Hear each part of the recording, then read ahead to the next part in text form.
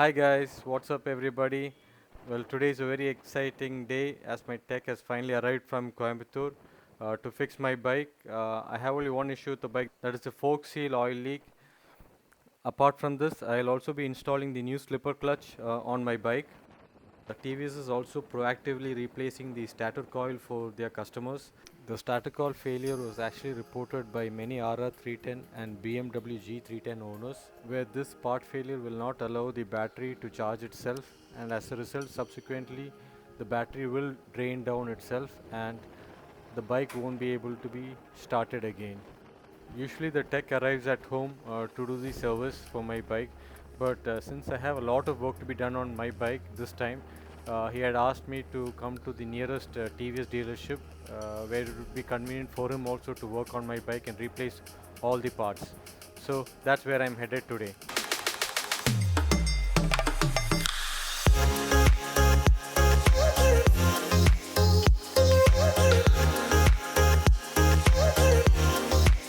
So I'm not sure how much of the work I can vlog from inside the TVS service center, but definitely I'll try my best to cover as much work as possible for you guys.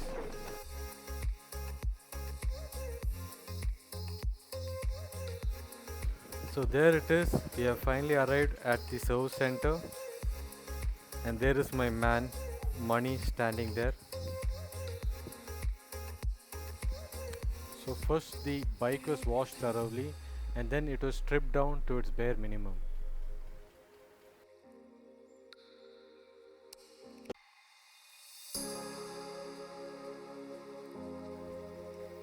So the first job was the removal and installation of the new starter coil.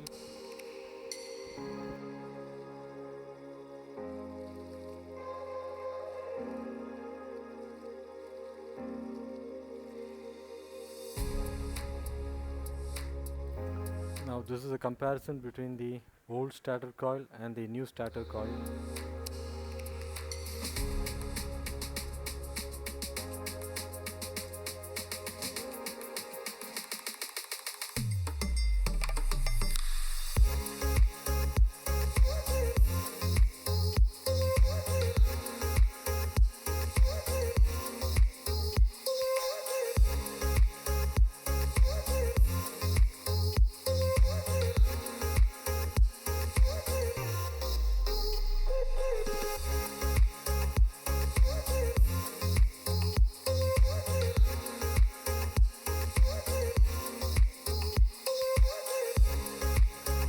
Now this is the old non-slipper clutch. Before removing this, the coolant is drained as you've seen in the previous video. Now this is the clutch cover. Now the clutch cover will remain the same, only the clutch inside will be replaced with the new slipper clutch.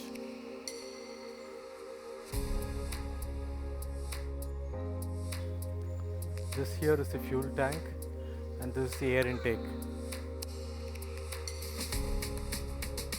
Depending on how you ride your bike, the old clutch has a life of anywhere around 35 to 40,000 kilometers, and my clutch has done just around 8,300 kilometers, so it still has plenty of life more left in it. But the reason I'm installing slipper clutch is because some owners have said that the installation of slipper clutch has solved their engine cutoff issue. It is a similar issue that I was also facing occasionally, so that's the reason I'm opting for slipper clutch, and only time will tell if this will solve the issue or not. An interesting thing to note here is that the ramps at TVS are not equipped to lift up the RR310 because of its weight, and that's the reason why our tech is working on the bike by sitting down.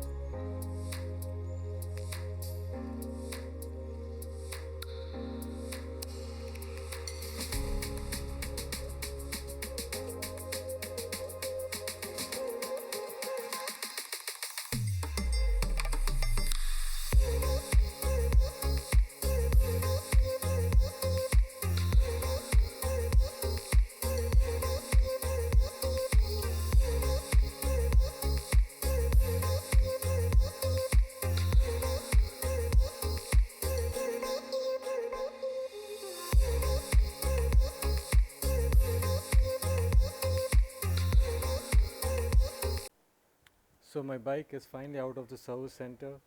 The total cost for me for this service was around 7,600 rupees. This also includes the 1,500 rupees that I have to pay my service tech for coming home or coming here, and then I had to pay another 200 for the TVS service center, and I also had to pay for some other consumable items that I purchased, like the engine oil filter and some washers and nuts. Um, the engine oil change was supposed to be done today along with the slipper clutch installation, but I asked him not to do it since I wanted to do the engine oil change myself as a DIY so that I could document it and include it in my channel for you guys. So hopefully that will be coming up soon. So the big question right now is how's the bike to ride after all these changes? And to be honest, for my riding style, I don't feel much of a difference. It's still the same as before. The clutch is light as before. I don't feel it to be any lighter. So, and the only reason I actually updated to the new slipper clutch was because of some owners mentioning that the installation of slipper clutch actually solves the engine stalling issue. So apart from that, I didn't have any other reason to install the slipper clutch since I don't race the bike a lot. I don't take it to the track. So if you're a rider like me who doesn't track the bike a lot and you just use it within your town or cities, then I really don't think slipper clutch is needed because the original clutch itself is very light and smooth. So you can keep that in mind if you want to really spend this much money. And also I'm not sure if this will solve the engine stalling issue. I'll know this only after I ride it for a few more days or months, and I'll definitely update it on the channel. Well, coming to the stator coil fix, it definitely gives me peace of mind that my bike won't fail or the battery won't fail in future, so that's a relief. And regarding the fork seal leak, I just hope it gets fixed this time. I was notified that the 2020 RR310 bikes actually get a different fork seal from what we have and what I got installed right now. So fingers crossed if this is going to stay put in the long term or will it fail again. And just for your information, this is the second time that my fork seal has failed. So hopefully it doesn't happen again. Anyways, that's it from me. This is Stan signing out. Until next time, bye bye.